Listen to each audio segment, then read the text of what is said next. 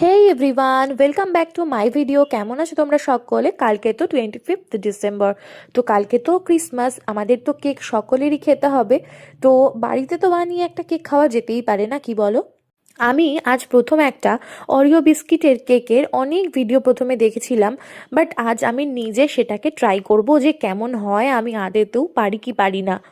আর এবারে বিস্কিটগুলোকে ডাস্ট করে নেওয়ার পালা একটু চিনি দিয়ে। আমি এখানে টোটাল 8টা বিস্কিটের প্যাকেট নিয়েছিলাম, সেগুলোকে তো ডাস্ট করেই নিয়েছি একটু চিনি দিয়ে, তোমাদের তো বললামই। আর সেটা তারপর ভালো করে একটু বেকিং সোডা, একটু কাজু বাদাম কুচি আর দুধ দিয়ে ভালো করে মিক্সড করে, তারপরে দেখলাম বড্ড ঘন হয়ে গেছে ব্যাটারটা। তারপরে আবারও একটু দুধ অ্যাড করে ভালো করে ওটাকে 15 মিনিটের জন্য রেখে দিলাম। অন্যদিকে একটা বাটিতে দেখো একটু বাটার ব্রাশ করে নিলাম, আর তার উপরেই ফেলে দিলাম একটু বাটার পেপার। সেটাকে ভালো করে বসিয়ে কেক টিনটার মধ্যে যেই ব্যাটারটা রেডি করে রেখেছিলাম সেটাই ঢেলে দিলাম। তারপর আমি বাটিটাকে ভালো করে এই কেক টিনটার মধ্যেই, যখন ব্যাটারটা ঢালা হয়ে গেল, তার ওপর থেকেই একটুখানি চকলেটস আর যে ক্রিমগুলো একটু আলাদা করে রেখেছিলাম সেগুলো আমি ওপর থেকে একটু ডেকোরেশন করে দিলাম। এটা কিন্তু কেক হওয়ার সাথে সাথেই ভেতর থেকে মেল্ট হয়ে যাবে, কেকের টেস্টটাকে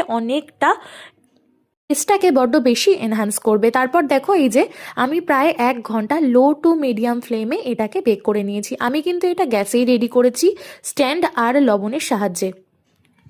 আর এবার দেখো আমার কেকটা কতটা ফ্লাপি হয়েছে, ভালো করেই তো নিশ্চয়ই বুঝতে পারছো। আর এবার আমি ইচ্ছা মতন নিজে ডেকোরেশন করে নিলাম। প্লিজ একটা কমেন্ট করে জানিও আমার ভিডিওটা কেমন লাগলো।